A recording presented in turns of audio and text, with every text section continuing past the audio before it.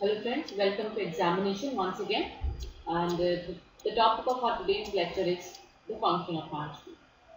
So friends, we have studied about what the management is, what are the different kinds of the management systems, what do we need for the management nature, objectives of the management, and also the principles and the scientific principles of the management. So today we will study about the different functions of the management. How does the functions of the management survive in any organization and how does it work for the organization? So I'll give you the glimpse of it in our very first lecture. Like the functions of the management are the planning, organizing, staffing, directing and controlling. But in today's lecture we will study more about explaining the terms also. Also, side by side, we will study about the pros and cons, negative, positives, and also the merits, demerits of the same functions of the management. So let's start with the same. So friends, I've told you about the management has been defined as a process of getting things done with the aim of achieving goals effectively and efficiently. Also means you have to work with effective and efficient manner. Also means you have to complete the work with the minimum cost. So these are the main functions of the management. POSDC, POSCOB, which is coined by the Luthin Gulick also, which is asked in your previous year's examination. So moving ahead, let's study first about the first function of the management, that is the planning. So planning, friends, is the basic function of the management, and with it starts the other functions of the management. So long planning does not determine the objective and the methods of achieving those objectives, the other functions like organizing, staffing, directing and controlling are meaningless. So if we look in our day-to-day life, suppose we have to go to office tomorrow. So first of all, in today we have to check our dress, we have to check our bag also. What kind of papers do we need tomorrow? What kind of presentation I have tomorrow? Means I have what kind of food do I need tomorrow? What kind of the little thing. So for that we need planning in our today's day. Like I have to do this, I have to do this. Because if we do not plan anything for tomorrow, the tomorrow goes in vain. So first we have to do planning of something what we want to achieve. Then the other things follow the same. So let's look here. Thinking beforehand. Yes, thinking beforehand is the main concept of the planning, and it means it is thinking beforehand. Means under this it is planned that what is to be done, how is to be done, where is to be done, and what are the different sources, whom is to be done, etc. etc. things are considered in the planning function. So friends, let's study more about the nature of the planning, or you can see the features of the same. The planning contribution to objectives. Yes, planning is the contribution to the objectives, friends, because any objective you want to accomplish, we need plan to achieve that objective. So the next one is the primacy among the manager's staff. Yes, if the manager want to follow any type of activity, any type of work in any organization, then he have to first think about the planning of all the things. Then afterwards he can organize, staff, direct and control the things. Holds the grip of primacy among the manager's tasks. The third one is its pervasiveness. Since the job of the planning is performed by the managers at different levels working in the enterprise, it is appropriate to call it all pervasive. So planning is an important function of every manager. So he may be a managing director of the organization or a foreman in a factory. So the time spent by the higher level manager in the process of planning is comparatively more than the time spent by the middle level and the lower level also. So it is therefore clear that all the managers working in any enterprise have to plan their activity, whether they are belong to the top level managers, whether they are on the lower level of managers. It is applicable to all type of activities, all type of manager, all type of levels also, friends. And next one is futuristic. It deals with the future course of action. It decides the plan of future action. what is to be done, how it is to be done, when it is to be done, by whom, where, etc. questions are related to the future. So under planning, answers to all these questions are found out. Since planning is concerned with the future activity, that's why it is called as a futuristic one. Then comes, friends, the mental exercise. Yes, it includes the mental exercise because while planning we have to do lots of work, mental work, like where is to be done, how are the different resources to be employed, where the place is, what kind of activity do we need by ourselves, what the kind of activity should be needed to shift on other people, etc. etc. So it requires the mental exercise. So the next one is the efficiency of resulting plans. Yes. So friends, efficiency of resulting efficiency of resulting plans here means the planning involves the various kinds of activities. Also, your activity should be effective as well as efficient. So, if you plan, you can say more resourcefully. If you plan in a better way, you can your work should be more. Your work will automatically becomes the efficient work. So, efficiency of the resulting plan. So, if you planning in a proper way, your plan should be can be take you to the desired goal. So, it's the nature of the planning. Let's move further. Is the importance of the planning, friends. So, it provides direction. Yes, under the process of planning, the objectives of the organization are determined in simple and clear words. The obvious outcome of all these that all the employees get a direction and all their efforts are focused toward a particular end. In this way, planning has an important role in attainment of the objectives of the organization. So the next one is it reduces the risk of uncertainty. Friends, planning is always done for the future, and future is, if we talk about, is uncertain. So with the help of the planning, possible changes in the future are anticipated and various activities are planned in the best possible way. In this way, the risk of future uncertainty can be minimized or can be reduced up to the mark. So the next one is it reduces the overlapping, because if we plan something, we deploy or employ some kind of you can say allot the different kind of work to the people. It means the work A should be do by the party 1, the work B should be do by the party B. We will allot the work in a very effective way. But if it does not plan in future, if it does not plan in advance, so it creates this situation of overlapping of activity. Your work A will be done by whom is not, it is not planned, so it can be done by the party A or party B, party 1, party C, etc. etc. So it reduces the overlapping of wasteful activity and you can say enhance your working speed and minimize the waste and vague activities. Then comes a reduce the wasteful activity, as I told you. It includes the planning in advance, so it reduces the wasteful activity. Then it comes the facilitates in decision making. So decision making means here is the process of taking decision. Under it, a variety of alternatives are discovered and the best alternative is chosen.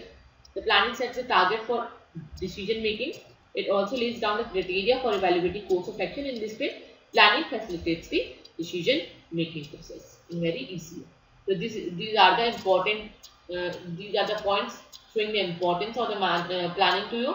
It provides the direction to the manager. It reduces the uncertainty. It reduces the overlapping, reduces the wasteful activities and facilitates the decision making. So ahead is the process of planning. How does the plan of a thing work? So here it is. Means to say, first is setting objective. So friend, whenever we want to do a work, we have some kind of objective for completing that work.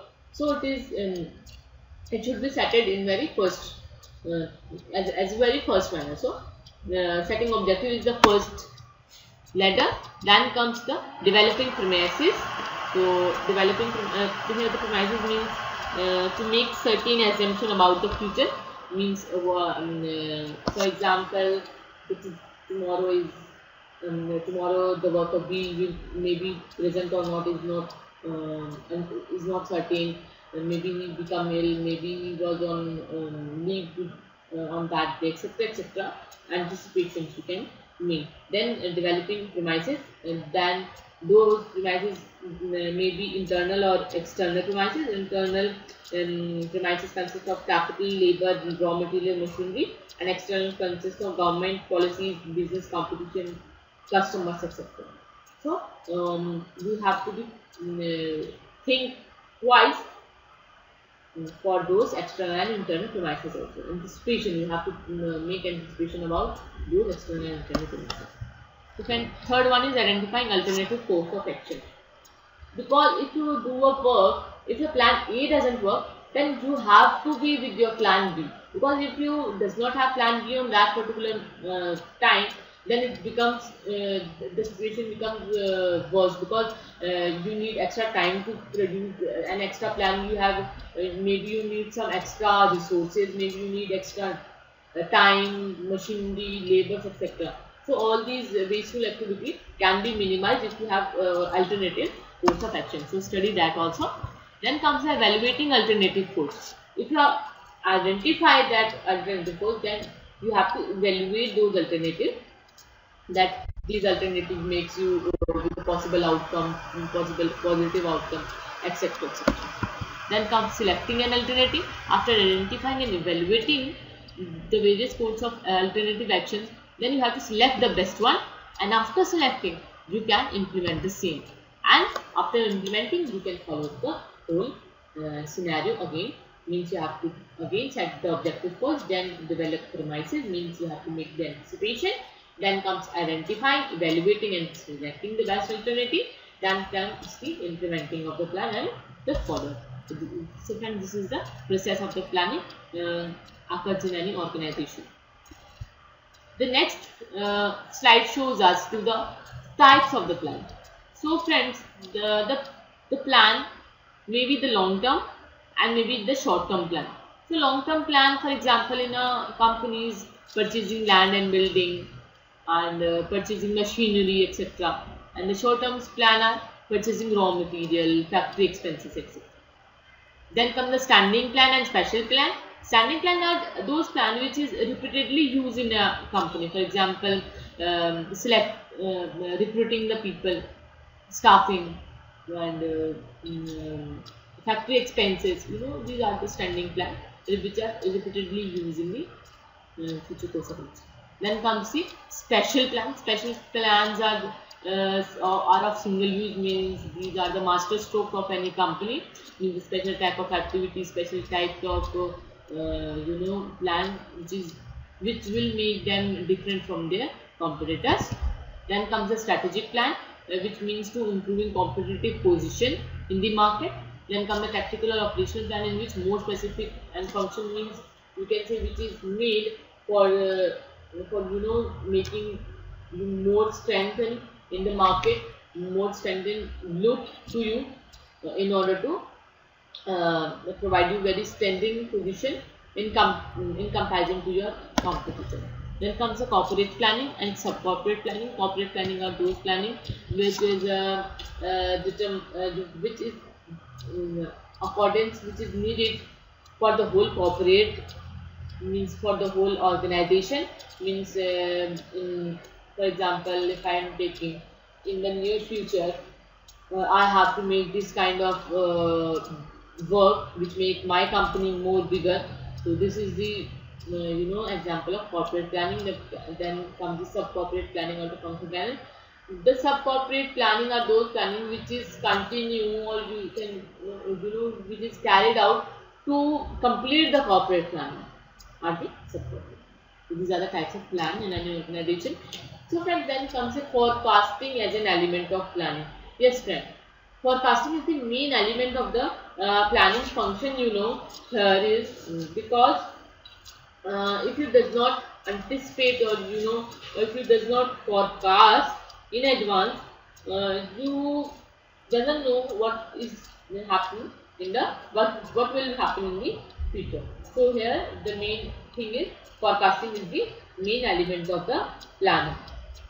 So friends, forecasting is necessary as an input for the planning, and forecasting is a process of making systematic but tentative appraisal of future condition and events for a specified period of time, whether for a few months, few years ahead. Then comes the organization function of the management. So what after doing the planning function, after the plan in our hand, what we have to do? Organize our plan. Where do we need so that what we have planned in our hand, we can accomplish the same with the organization.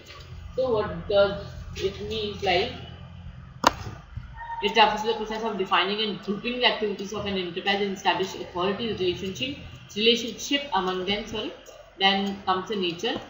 Yes, the organization process organizing process consists of division of work.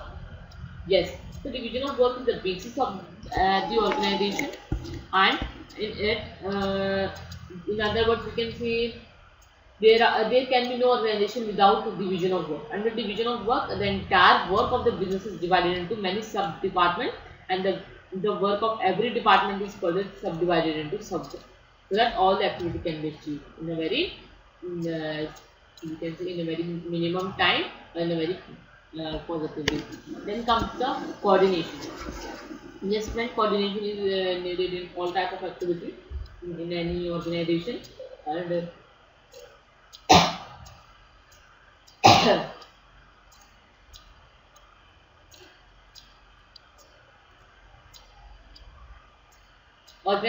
organization ensures that the work of all the persons depends on each other's work, even though it happens to be different. So, and it is happen establishing coordination. Yes, comes the plurality of persons. Yes, if you plan something in advance for the people in your for your organization, then it simply means that if talk about they are talking about the plurality of the person. There is not single person, because single person doesn't mean any management.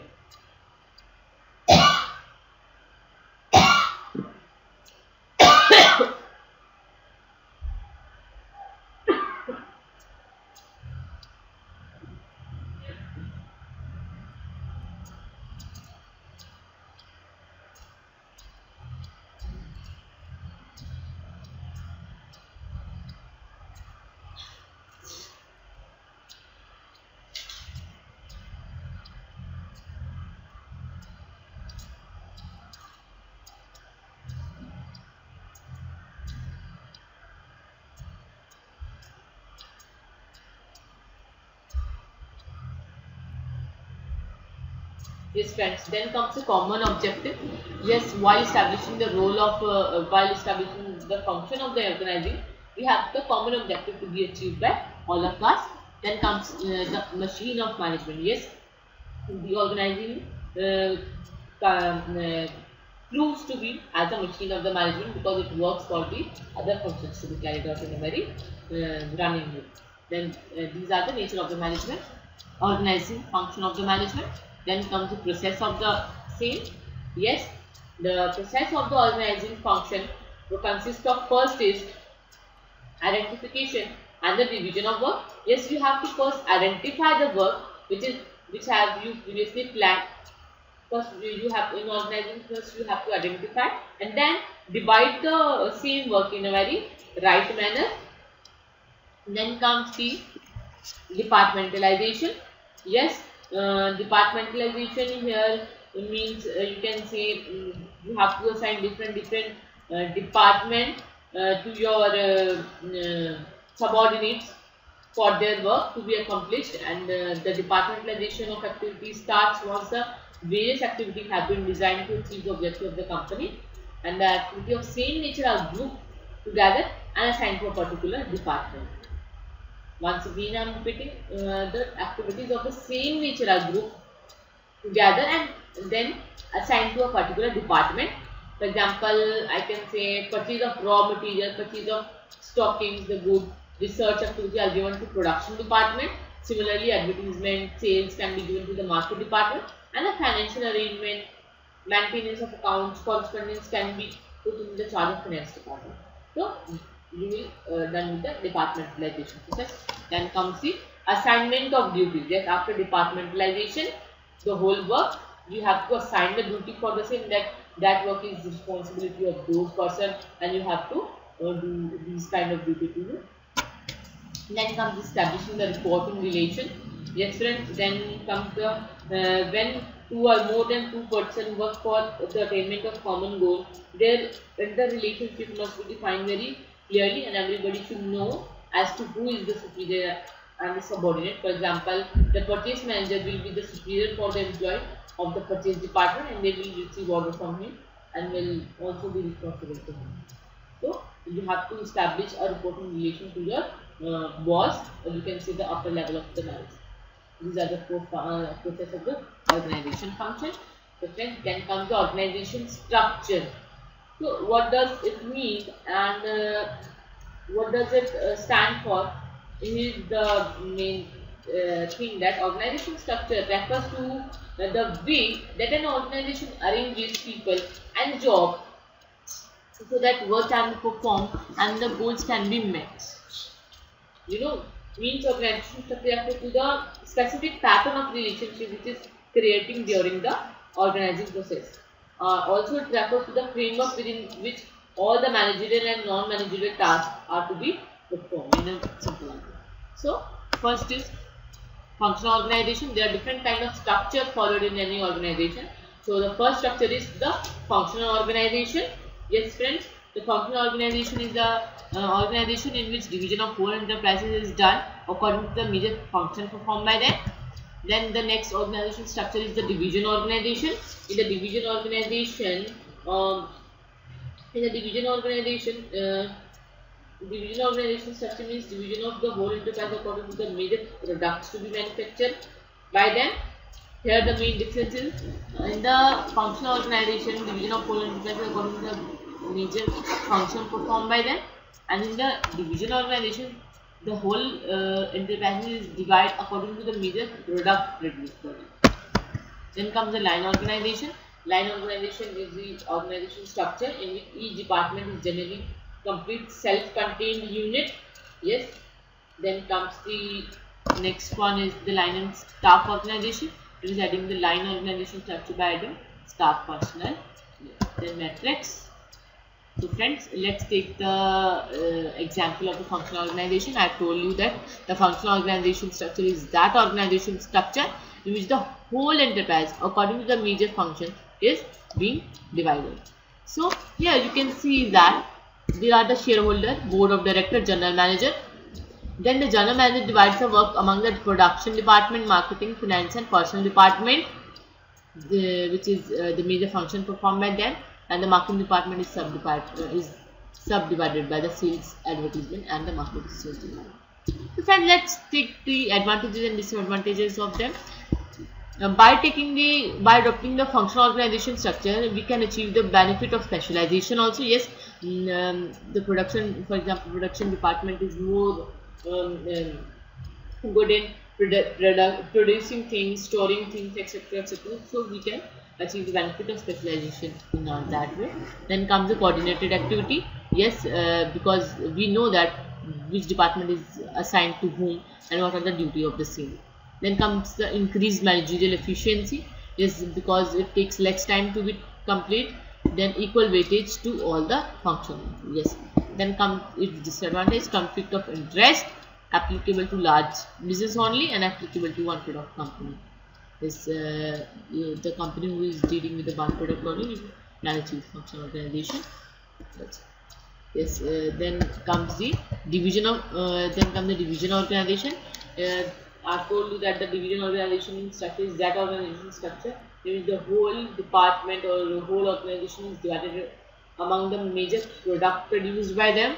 Yes, here we can see that the general manager has the company is dealing with the two products, namely as the metal and the plastic one. The metal products are further divided into production, marketing, finance, person, and the plastic product has its own production, marketing, finance and personal department. So each product have their own departments, different departments. Then comes the difference of the same. It is based on the function performed, and the division structure, it is based on the product lines. Yes, specialization, functional structure में some functional specialization मिलती है.